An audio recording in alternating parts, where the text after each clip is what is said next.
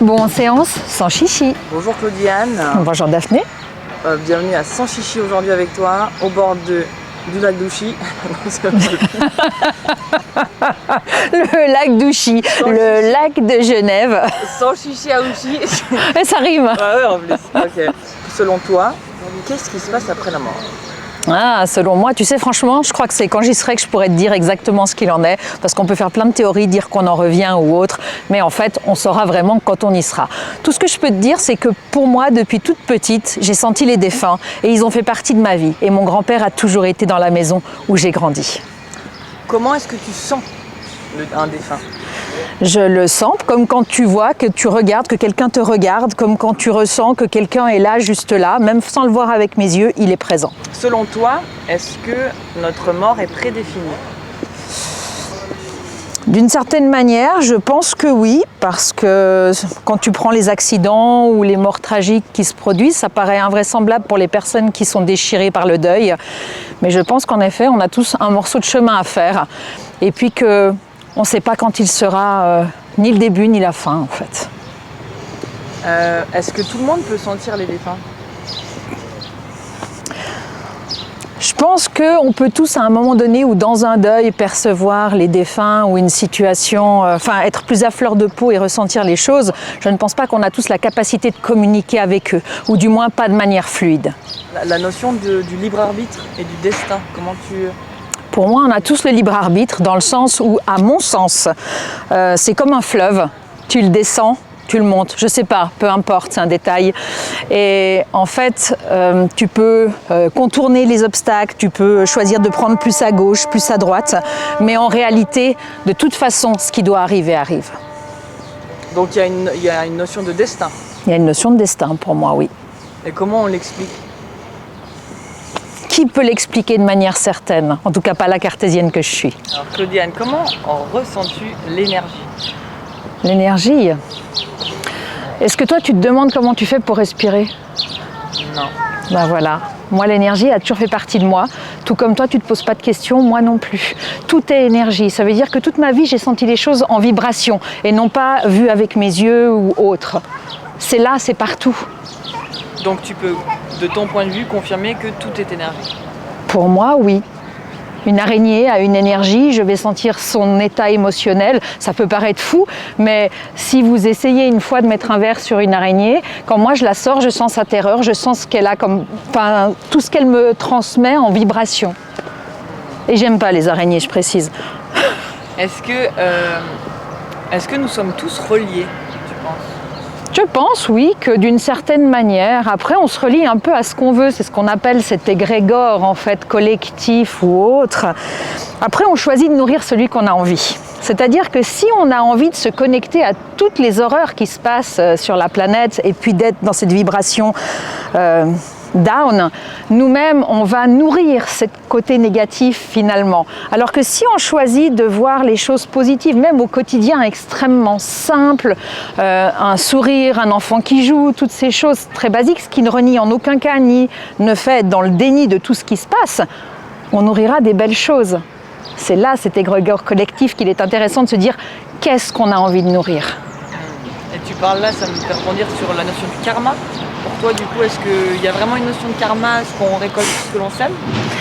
Alors écoute, pareil, des fois dans le vécu qu'on a, on peut se dire que c'est très très long en fait, ou qu'on n'est pas spectateur du boomerang. Ça m'est arrivé une fois dans ma vie d'assister au boomerang sur quelqu'un, où quelqu'un m'avait fait énormément de mal et j'ai assisté à sa propre rupture qui lui a fait autant de mal que ça m'en avait fait à moi. Je ne te cache pas que ce jour-là, j'ai dit « le karma existe ». Est-ce que tu peux lire dans les pensées des gens? Oui. Et tout le temps? Si j'ouvre mes canaux, oui. Quelle est l'anecdote quand tu étais perché? Perché? Perché. Moi? Qui t'a le plus marqué? Est-ce que tu as une anecdote? L'anecdote la plus particulière? Qui t'a le plus touché? Qui m'a le plus marqué quand j'avais 12 ans et que mon énergie, je sais pas comment dire ça, s'est embrasée et où j'ai rempli toute la pièce et où j'étais avec une amie d'enfance à moi et où il a fait une température incroyable dans cette pièce. Et on s'est dit qu'on était folle jusqu'au moment où sa mère est rentrée en demandant, je lui dis t'inquiète, ça va s'arrêter comme c'est venu. Voilà, 12 ans, c'est vraiment les choses qu'on dit d'habitude. Et la mère a dit mais qu'est-ce que vous avez fait ici? Il fait tellement chaud. Et on s'est regardé. Et aujourd'hui, elle peut encore te le répéter mot à mot sur ce qui s'est passé ce soir-là, en fait. Est-ce que selon toi, on peut éviter les maladies? On peut éviter en prenant soin de son énergie. Après, de nouveau, on est sur cette histoire où tu m'as posé les questions avec le karma et autres. Je pense que si on passe notre temps à sédimenter des choses qui nous ont fait souffrir, si on reste dans le silence, si on cristallise toutes ces blessures, on risque plus une hygiène de vie qui serait pas adéquate et autres, de favoriser le développement des pathologies, en effet. Est-ce qu'on peut, selon toi, se mentir à soi-même sans le savoir? Bien sûr, on a tous fait ça au moins une fois. Et parfois on n'est pas prêt, on sait, au fond de nous-mêmes on sait. Mais on n'est pas prêt parce que c'est trop violent, parce que ça remettra trop de choses en question, parce que ça va nous bousculer. Et des fois, même si on sait, on a besoin d'un petit peu plus de temps avant de pouvoir vraiment nous libérer ou avancer. Est-ce que selon toi, on a tous une âme sœur? On tend tous à l'espérer en tout cas, et c'est pas les personnes, je pense que je suis une amoureuse de l'amour et des belles choses et je pense que ça existe. Et puis maintenant, j'ai eu la preuve dans mon histoire, dans mon vécu, de vivre des choses invraisemblables qui font que je peux difficilement croire au hasard. Est-ce que les thérapeutes ont une vie plus facile parce qu'elles peuvent sentir les épreuves ou comprendre, est-ce qu'il y a une longueur d'avance? Il y a une longueur d'avance. Mais des fois, c'est pire parce que tu sais qu'il va se passer quelque chose, mais tu ne peux pas agir, c'est juste une information. L'énergie, elle permet juste d'avoir le panneau indicateur qui va te faire comprendre que quelque chose arrive. Souvent, on n'a qu'une partie de l'information. Ça va être... On ne peut pas te le dire autrement. Mais finalement, jusqu'à ce que ça survienne, tu n'as pas l'information. Et ça me fait rebondir sur la notion de prédire l'avenir. T'en penses quoi? Écoute, si j'avais dû rencontrer tous les hommes qu'on m'a prédit que j'allais rencontrer, je pense que j'aurais vraiment pléthore dans le choix.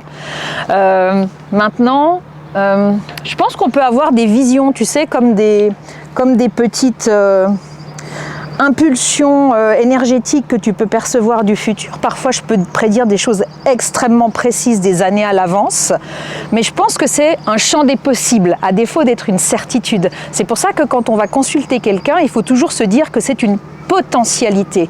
Si tu veux rencontrer quelqu'un, c'est pas en restant scotché à ton canapé que tu vas faire une rencontre. Il faut aussi se donner un peu les moyens dans la vie. L'amour. Ah, parlons un peu d'amour, Claudiane. Dis-moi. Qu'est-ce que tu as envie de dire sur l'amour? L'amour, écoute, moi je vais te dire que j'ai attendu d'avoir 48 ans pour le trouver. Et puis avant, je pensais que de par mon vécu, ça devait être compliqué, ça devait être le truc qu'allait forcément faire mal, qu'allait être la cata, ou j'osais jamais dire les choses, ou je me conditionnais en permanence. Jusqu'à ce que, eh bien, t'appelles ça âme sœur, t'appelles ça comme tu veux, peu importe. J'ai la chance de trouver quelqu'un où en fait je peux être 100% moi-même. Et puis en réalisant ça, je me suis dit, en fait, j'ai rien compris du tout à ce qu'était l'amour. Donc en fait, je crois que les gens, on a une vision erronée en fait de ce que c'est. Je crois que aimer vraiment quelqu'un, être bien avec quelqu'un, c'est pouvoir être juste soi-même. T'as envie de dire quoi sur les relations? On entend beaucoup ce terme maintenant de relations toxiques. Les relations toxiques, en fait, c'est quelque chose qui est à la mode aujourd'hui dans l'ère du temps, mais en fait, elles existent depuis toujours. Si ce n'est qu'on a mis des mots dessus, la psychologie, elle a pris plus de place. Longtemps, la psychologie, elle a été vue comme c'est pour les fous, en fait, ce terme moche, alors que c'est pas le cas du tout. Mais en fait, une relation toxique, pour moi, c'est quand tu peux pas être toi-même, quand tu es en train de te conditionner dans tes réactions, quand tu as peur que l'autre réagisse mal, te rejette, ou tu cherches tout le temps l'adéquation. Est-ce que tu penses qu'il faut, on entend aussi ça souvent, travailler sur soi avant? Je pense que pour pouvoir vivre une relation saine et épanouie, selon les casseroles que tu as de ton vécu, je pense que c'est bien d'avoir fait le travail pour ne pas reproduire les schémas ou pouvoir se donner le droit au bonheur. Est-ce que c'est normal de se sentir challengé par l'autre? Je pense que c'est normal et en fait l'autre te sert de miroir en fait. Il te renvoie tes propres blessures, tes failles, tes peurs. C'est hyper intéressant en fait. Des fois c'est super désagréable et puis des fois c'est désagréable mais tu te dis, enfin ça te met en lumière finalement ce qui va pas. Donc pour moi c'est une magnifique chance de travailler sur soi l'autre. Si tu es prêt à penser tes propres blessures sans demander à l'autre de le faire à ta place. Surtout. Et la notion de compatibilité, pour toi, elle sort d'où? Qu'est-ce que tu as envie de dire?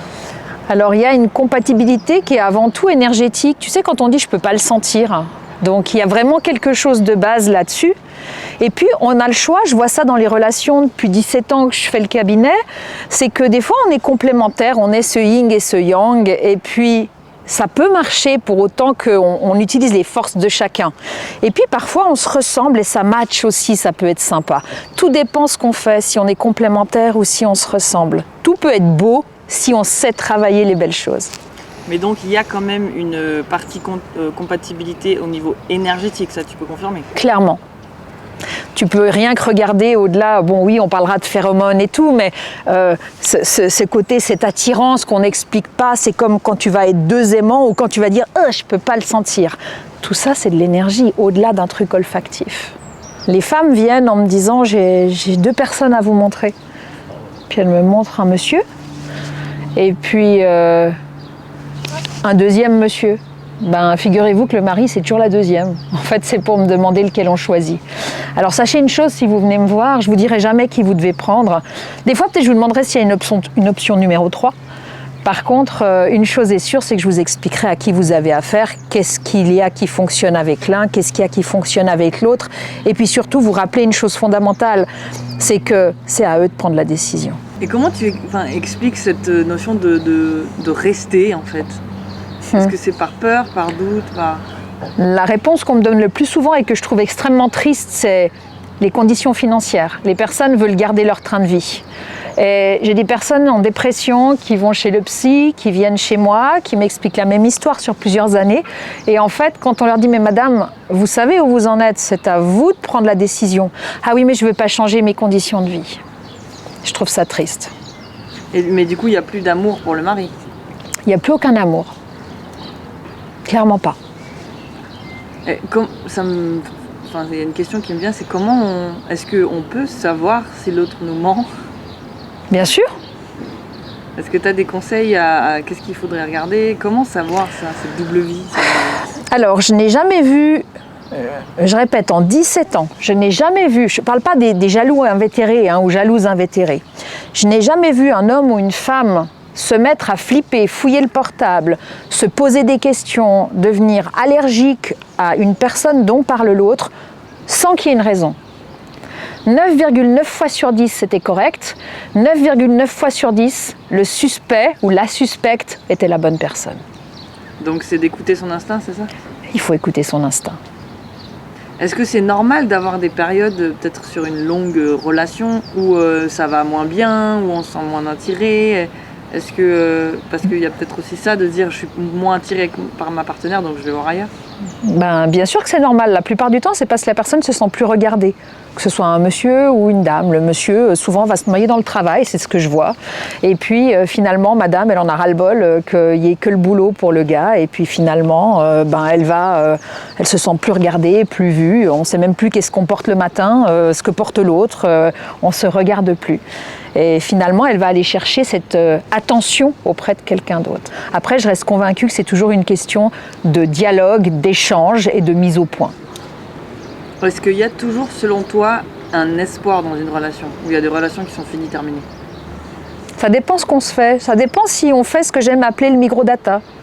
C'est-à-dire que si la date elle est périmée, puis que tu restes, tu peux plus supporter l'autre, tu deviens allergique à lui. Et puis là, tu vas commencer à devenir désagréable, piquant, pas respectueux. Ça, c'est que tu as attendu trop longtemps. Je pense que pour qu'un couple puisse rester dans le respect et autres, il faut savoir s'arrêter au bon moment. Alors, est-ce que tu t'es connecté, toi, aujourd'hui, d'ailleurs? Ouais, attends 2 secondes. Voilà, c'est fait. T'as ouvert ton chakra coronaire, là ou... Ah, attends. Ouais, je crois que c'est bon. D'ailleurs, j'ai une question vis-à-vis de ça. Est-ce que selon toi, quand on entend partout cette notion de protéger son énergie, faire des rituels de protection, attention, qu'est-ce que tu as envie de dire vis-à-vis de ça? J'ai envie de dire en fait très simplement, vu que ma clientèle est cartésienne, tu as un corps physique, tu as un corps énergétique en fait qui va rayonner autour. Tant que ton corps énergétique il est déployé autour de ton corps physique, il n'y a pas de raison de te protéger plus. Donc ça va simplement mettre une distance de sécurité entre toi et les autres. Ça t'évitera d'être perméable. Tu sais cette histoire d'éponge. Donc ça va éviter ça. Par contre pour moi, si tu commences à te dire je dois me protéger, je dois faire des prières, je dois faire un rituel tous les matins, je dois faire ça, en fait tu vas non pas t'infliger une routine qui n'est pas forcément nécessaire, mais surtout tu te considères en danger permanent. Donc juste attention. Prenez soin de votre énergie et ça suffira la plupart du temps. Sauf si vous êtes avec une personne super drainante, la copine au bout de sa vie qui va vous parler pendant 2 heures de son histoire, un membre de la famille qui va vous dispenser tous ces problèmes. Dans ces cas-là, oui, vous allez être pas à l'aise, donc vous allez fermer votre énergie, donc vous devenez plus perméable. Donc à ce moment-là, un truc tout bête, imaginez un mur entre vous et cette personne, ce qui permettra que ça évite de vous drainer vous. Est-ce que la bonne humeur, la joie, c'est aussi une protection, ça? Alors, au moment en fait où tu es joyeuse, où tu vas bien, où tu profites de la vie, ton aura, elle va s'ouvrir, elle va prendre de la place. Donc, pourquoi tu voudrais qu'on te la mange? Donc, prends ta place. Oscar Wilde, il disait « Soyez vous-même, tous les autres sont déjà pris ». J'adore cette phrase. Je suis perchée. Où j'essaye de voir ce que c'est d'être perché. C'est quoi être perché alors, c'est bon toi? Être perché, tu sais ce que j'aime dire moi? C'est voir la lumière de trop près. À tellement vouloir être spirituel, c'est que tu t'es pris les phares dans la tronche, tu sais la biche là. Ben c'est ça être perché. Donc je pense que comme tout dans la vie, c'est une question de proportion. Ok. Et qu'est-ce qui t'énerve toi là dans ce côté perché? Ah là je sens qu'est-ce qui t'énerve? Ce qui m'agace, tu sais, c'est que les personnes, souvent dans ce que j'ai pu voir, je ne dis pas que c'est une vérité universelle, les personnes ont vécu des choses dans leur vie ou des remises en question sur leur travail, sur leur couple, enfin un peu tout, cette quarantaine, cinquantaine qui n'est pas forcément évidente. Et puis un jour, les gens sont « je ne peux plus saquer ma vie, qu'est-ce que je vais faire? Je vais faire thérapeute, génial, je vais me lancer, je vais refaire ma vie. » Tu sais, être thérapeute, c'est pas le Club Med, ça implique d'écouter les gens, ça implique d'être adéquat et puis surtout une chose, c'est de régler sa propre vie avant. Et ça, c'est rarement le cas. Daphné? Oui? Là, j'ai reçu un signe. Un signe de l'univers? Non, pas un signe de l'univers. Il y a un nid de cygne juste là.